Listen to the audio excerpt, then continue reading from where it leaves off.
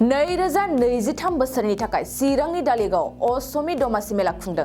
चिरां जिल्लानि दालिगाव थानानि साखाथि गेवलां फोथाराव जिल्ला बिथांखि बेंगिरि आफाद आसाम रायजो गामियारि जिउ बिथांखिनि बानजायनायाव दिनैनिफ्राय 10, 11 आरो 12 जानुवारिसिम असमि दमासि मेलाखौ मेहेरगोनाङै खुंफुंदों। बे मेलायाव दिन्थिफुंनायजों लोगोसे गावारि आखाइजों बानायनाय मुवा बेसादनि बायलाय फानलाय दिन्थिफुंनायनि मेलाखौ खुंनाय जायो।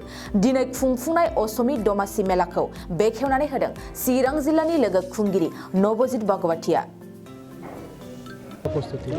আসলে ইয়াতে আমাৰ কি হয় আজিৰ পৰা আমাৰ যিবিলাক সেলফ হেল্প গ্ৰুপবিলাকে আমাৰ প্ৰডাকশ্যন কৰে সেইবিলাক মাৰ্কেটত যাতে আমি দিব পাৰোঁ বা সেই উদ্দেশ্যলৈ আজি যিটো হেৰি কৰা হৈছে মেলাটো অনুষ্ঠিত কৰা হৈছে। যোৱাবাৰো কৰা হৈছিলে, সেই যোৱাবাৰৰ লেখীয়াকৈ এইবাৰ কৰা হৈছে যাতে সেলফ হেল্প গ্ৰুপবিলাক যাতে ইয়াত আহি পেলাই এটা ভাল এটা প্লেটফৰ্ম পাইছে বা তেওঁলোকৰ প্ৰডাকশ্যনবিলাক যাতে বিক্ৰী হয়।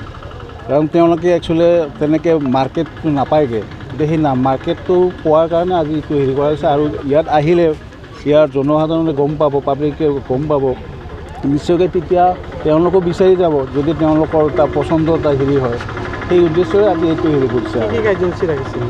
কাৰ্যসূচী আমাৰ একচুৱেলি বেছিভাগ হেৰি আছে মানে যিবিলাক কালচাৰো হ'ব বাৰু, আৰু এনেই আমাৰ যিবিলাক কাপোৰৰ হেৰি আছে আৰু তেনেকৈ আচাৰৰ আছে, তেনেকৈ আমাৰ কি কয় এইটো ফুড প্ৰডাকশ্যন তেনেকৈ পিঠা পনা এইবিলাকো থাকিব। আৰু লগতে আমাৰ নাৰ্চাৰীও আহিব, এইবিলাক আহি আছে। তেওঁলোকে যিবিলাক প্ৰডাকশ্যন কৰি আছে তেওঁলোকে ইয়াত হেৰিটো কৰিব কিন্তু আহি আছে, আহিব সন্ধিয়া। নিশ্চয়কৈ আহ্বান জনাম যে তেওঁলোকে আহক, ইয়াৰ মেলালৈ আহক। তেওঁলোকে যদি পচন্দ হয় সেই প্ৰডাক্টবিলাক লৈ যাওক। নিশ্চয়কৈ সেইটো আমাৰ সেলফ হেল্প গ্ৰুপৰ সদস্যবিলাকক সহায় কৰা হ'ব। নিশ্চয়কৈ তেওঁলোকৰ এটা উৎসাহ পাব যাতে সেই পাব্লিকে এটা আহি পেলাই তেওঁলোকক যাতে উৎসাহ দিয়ে, সেই মোৰ কামনা। Thank you. खैला मैला आमगुरि जोंनि क्लास्टार 4नि आरो जोंना क्लास्टारा 4 नाम्बार बेनिफ्राय फैदों। जों जेनेबा बे न'आव बानायनाय आसार बेरे मोदै बिदिनो आसाराव दङ, थाइगिरनि दं, थाइजौनि दङ, ओमफ्राय बिदिनो जलफाइनि दङ, बिदिनो फिथाइ सामथाइ बानायनाय आरो माखासे बेबायदि। ओमफ्राय थिंख्लांनि दङ। औ न'आव बानायजोबो न'आवनो। बेसेबां दामाव फाननाय जायो? बेखौ जोङो बथल गिदिरनिया 150, जलफाइ बे बथल गिदिरनिया 150, बथल फिसाया अबेबा 200, अबेबा 100 दं आरो। थाइजौआ 100, नैबे मडिकेयार कम्पानिनिफ्राय जों लाबोनाय जायो। जेनेबा जों एसे मोजां बुस्थु नालाय, बे आयुर्वेदिक बुस्थु नालाय।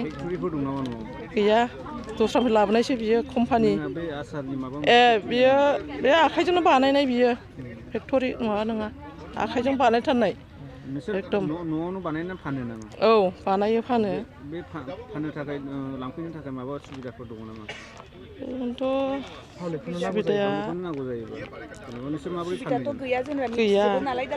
औ बे बाजार खाथियाव नालाय माबाया न'आ, बे न'आव लायो, बे बाजाराव दिहुनो। बे एरियानि अनगा गुबुन जायगायावबो नांगौ जानांगौ बे निउसनि गेजेरजों नोंथांमोननि ओमफ्राय दा नोंसोर बेखौहाय माबोरै हरनो थाखाय थिरांथा लागोन? जेनेबा बिहरनायनि माबा मोनसे मबाइल नाम्बारजों माबानो हागोन, बिहरनो हागोन। जेनेबा अबेबा माबायाव जायगाफ्राव नांगौबा मोनसे आंनियाथ' 8474 लायो दा नाम्बारखौ। 8474029789, 8474029789 बेनो बे आंनि नाम्बार। जोङो बर' बाजार बादोलपारानिफ्राय फैदों आरो ग्रुप। दा जोङो बेहाय मोनसे ग्रुपनि फैदों। जों बेक्ति आखाइजों बानायनाय साबन, ओमफ्राय मैखुन बानायनाय, थाव फेरेदनाय, ओमफ्राय माइब्रा माइरं, जोसा गासैबो जों आसार लाबोदों। एसे गासैखौबो एसे लाबोदों आरो। बेहाय सानथाम थानाय जागोन। मैखुनखौ फार्स्टआव जिगाबखौ एसे आसि थाइसेसो दानस'दो, ओमफ्राय दै गुदुंजों रुदो, ओमफ्राय दै गुदुंजों रुनानै दसे बोखांनानै दोनदो। ओमफ्राय दैखौ फोरानखांनायनि उनावहाय बै प्लास्टिक दंना बेहाय नारसो सोदो, ओमफ्राय जिं बेगरखौ होदो आरो। ओमफ्राय बेनि उनावहाय ओरै खाथुमनानै जेबसा खानानै आलायनानै दोननांगौ आरो।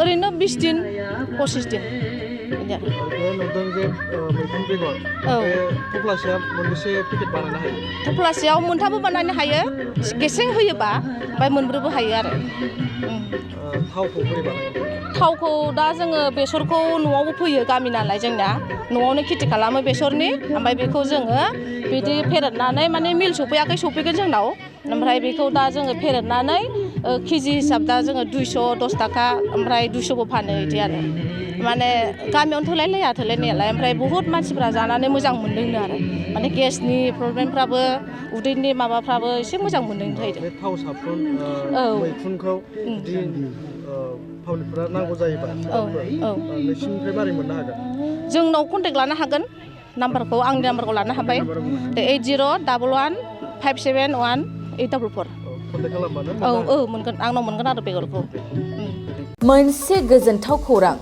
2023नि असमि मागो दमासि मेलाखौ खुंफुंनो बे समाव साखाफारा